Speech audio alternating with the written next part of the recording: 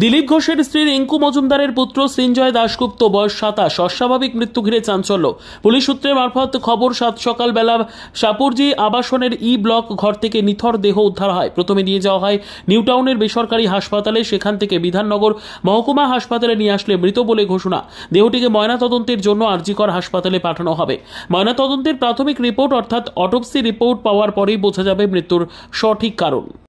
পেয়েছেন, তারপর আপনি ছুটেছেন, ও তো আপনি কি দেখেছেন?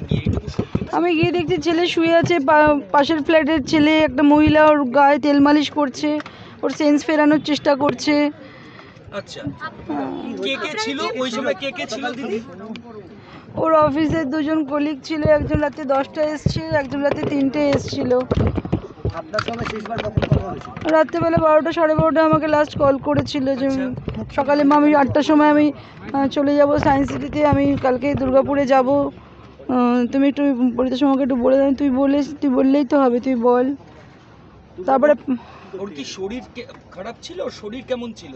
ও তো 1-1.5 বছর আগে ওর একটুখানি একটু সেন্সলেস মতন হয়ে গেছিলো, ওকে নিয়ে ওর ওষুধ খাওয়াতাম আমি। তো ওষুধগুলো ঠিকঠাক খাচ্ছিল না কিছুদিন ধরে, একটু মনে হয় মনে মুখে বলতো না, মনে মনে একটা স্বপ্ন ছিল আমার সঙ্গে থাকবে। তো আমি বললাম যে দাঁড়া, আমি নিয়ে আসবো খুব শিগগিরই। বলছে কি তোমার তো ঘর করবে? তারপর আমি যে না তার আগেই তো ঘর করতে, তুই আসবি তারপরেই ঘর করব, রুম পরে হবে, তুই আগে থাকতে শুরু করে দিবি। তো খুব আনন্দে ছিল, একসাথে থাকবো।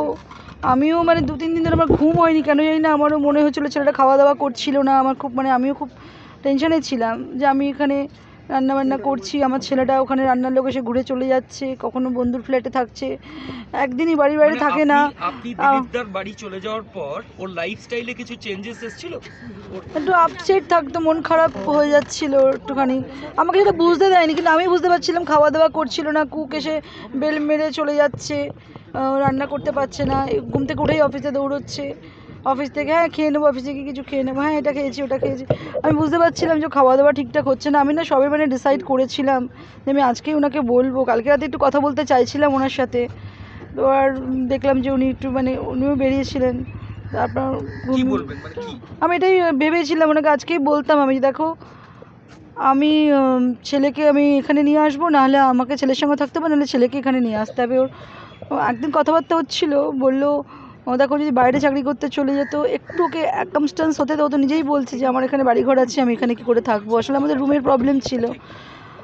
তো আমি ওটাই ভাবছিলাম যে ছেলের না ঠিক যত্ন হচ্ছে না, হয়তো আমাকে বুঝতে দিচ্ছে না, মনটা তো আপসেট। ওর না চঞ্চলের মাইন্ডটা একটু ঠিকঠাক ছিল না। আমি 3-4 দিন ধরে মা তো আমি ভীষণ বুঝতে পারতাম।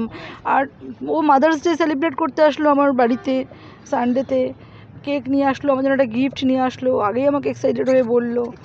স্যাটারডেতে আমি গেছিলাম ওর সঙ্গে থাকতে। স্যাটারডে বলছে মা আমি আজকে একটু বন্ধুর বাড়িতে যাবো, রাত্রে তো ফিরবো না সাউথ থেকে, কালকে আমি তোমার সঙ্গে সেলিব্রেট করতে যাব মাদার্স ডে। তো আমি এই জন্য ওর সাথে আসলাম, এসে তানিস্কে ঢুকলাম, ও তানিস থেকে আমাকে গাড়ির চাবি দিয়েও চলে গেল। আমি আবার কী বলে আইডিয়াল ভিলায় চলে আসলাম। রবিবার ছেলে আসবে বললো, তো রবিবার বিকেল নাগাদ আসলো, আমাদের সাথে আধা ঘন্টা থেকে যা তুই, বলে কি না আমি পরে আসবো, চলে গেল। তখন বাড়িতে কাকে কাকে দেখেছেন? ও ছিল, ওর দুজন অফিস কলিগ ছিল। হ্যাঁ, অফিস কলিগদেরও আমি ভাবতাম যে ঠিক আছে হয়তো মনটা ভালো নেই। ওরা বলতো আন্টি তোমার কাছে নিয়ে যাও, কিন্তু বলে যে তোরা তো বাড়িতে গেলে মা বাবাকে দেখতে পাস, আমি তো তোরা আমার ব্যাপারটা বুঝবি না। আবার বলতো আমি হ্যাপি আছি। সারা রাত ছিল ওরা? সারা রাত ছিল? হ্যাঁ, কালকে রাত্রে ওরা ছিল। একজন 10টার সময় এসছে, একজন রাতে 3টের সময় এসছে, দুজনেই অফিস কলিগ। বলছি ওর বান্ধবী ছিল ওর সঙ্গে, সেও অ্যাকম্পানি করছিল। ওকে কি অবস্থায় দেখলেন দিদি? কি অবস্থায়? ওর জামা কাপড়? ও পুরো ডিপ স্লিপে, আর একটা হাফ প্যান্ট পরে, বক্সার পরে শুয়েছিল। আর একজন মহিলা, আমাদের নতুন সোসাইটি পাশের ফ্ল্যাটে একটা ছেলে, ওকে তেল মাসাজ টাসাজ করছিল যে তোর জ্ঞানটা ফেরানোর জন্য। বলছে অ্যাম্বুলেন্স আনলাম, অ্যাম্বুলেন্স ছাড়ো। আমি তো কি স্পিডে গাড়ি চালিয়ে গেছি, আমি ওকে গাড়িতে ওঠানো করি, আমি গাড়ি চালিয়ে যখন আমি 3 তলা থেকে আমি যখন আন্টি ও মনে নেই আর তুমি তাড়াতাড়ি আসো, ওকে অ্যাম্বুলেন্স। আমি যে কী হয়েছে ওকে, তুমি অ্যাম্বুলেন্স দেখো, আমি আসছি, এক্ষুনি আসছি।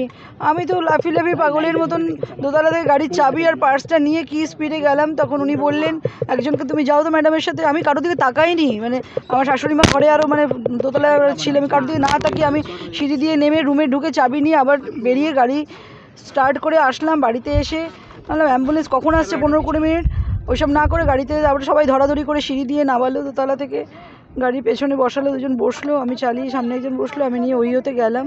ওইওতে ওরা কেন জানি না বলছে দাঁড়া, আমি আরে ওকে ঢুকতে তো দিন ইমার্জেন্সিতে, তারপর ডাক্তার ঢোকালো। বিদ্যা, ব্যবসা, চাকরি, জটক বিচার, বিবাহ, পারিবারিক অশান্তি, সন্তান লাভ, বাস্তু সমস্যা, আরো যে কোনো সমস্যার সমাধানের একমাত্র সেরা ঠিকানা জ্যোতিষী প্রসাদ রায়। আর দেরি না করে আজই চলে আসুন প্রসাদ রায়ের কাছে। আমাদের ঠিকানা 5A/23 Sepco township, B zone, Durgapur, 713205। Phone number 7407250555, 9064620441, 8967696309।